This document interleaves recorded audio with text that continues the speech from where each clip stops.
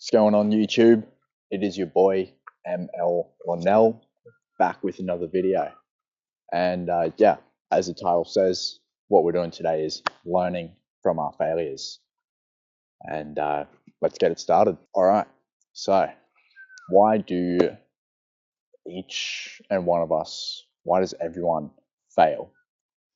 Look, the only time anyone has ever failed is because we're all looking for something to strive for. We're all looking to succeed in life. That's the only reason why anyone has ever actually gone out into the world and put themselves out there and failed, because they're actually trying to go make a success of themselves. They're trying to be something, they're trying to do something great, and they may have made a failure along the way. They may have made a mistake, and that's all right. They are out there learning.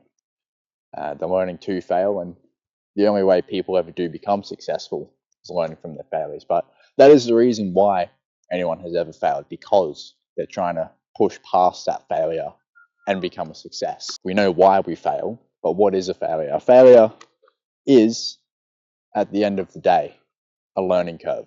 That's all it is. It's a step towards success. You know, you've got success here, you've got yourself there. It's not a straight line. You can't just go straight up and be successful. You got to start at step one, start at step two. Maybe on step three, you don't go straight there. You got to fail. You got to trip. You got to make that stumble and say, oh, okay, this step is different. It's time for me to learn how to actually get up this step and, succeed and push past that. So that's all failure is. It's just a learning curve. It's another step towards where you want to go. What I've noticed in life is majority of people will stop. They'll stop after they fail. They'll hit that step. They'll hit that learning curve. They'll make a mistake, and they'll say, "Oh, okay, something didn't go right. Something didn't go my way. I'm gonna stop. I'm gonna completely accept this as it is." And they allow their limiting beliefs to look that limiting belief right in the face, and they say, "It's okay. I'm gonna let you do you. I'm going to stay back. I'm not going to try and push past this failure. I'm not going to try and learn from this mistake. I'm going to take a step back and stay where I am." And that's where they get comfortable. That's where they stay in their comfort zone. It's very interesting how they say the only place where people learn is outside of their comfort zone. And that is actually pushing past that failure and learning from that mistake. Now, I'm about to teach you on what to do once you have failed. Because I've failed many times just in life.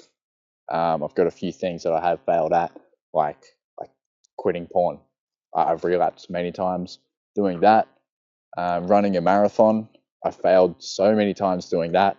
Literally one time, I did a whole marathon, right? And I made it to the end, and I checked my Strava. Strava tracks your how long you've run and how fast you ran, and I was 100 meters short of a marathon, and I failed, and I was too uncomfortable, and I gave up. It's all good though. A couple months later, I did the marathon, right, and I actually did 8 kilometers extra. So yeah, push past failure like a G. But yeah, this is what people need to do once they have hit failure. They need to spot that failure, and they need to reflect on it. They need to first spot the failure, notice it, see it for what it is, and respect it, of course, and then reflect on it. Write down in the afternoon or before you go to bed, this is what the failure is, this is what I did. Reflect on the failure. Also understand what led up to the failure. What were the events that had actually happened for you that caused the failure to happen, that caused you to make that mistake and slip up on the learning curve? What happened there? What were the events that led up to the failure? And reflect on that failure and understand how the failure came as a whole. Do some reflecting, do some journaling. Could take 5 minutes, 10 minutes, however long it takes for you to get a holistic understanding of what actually happened.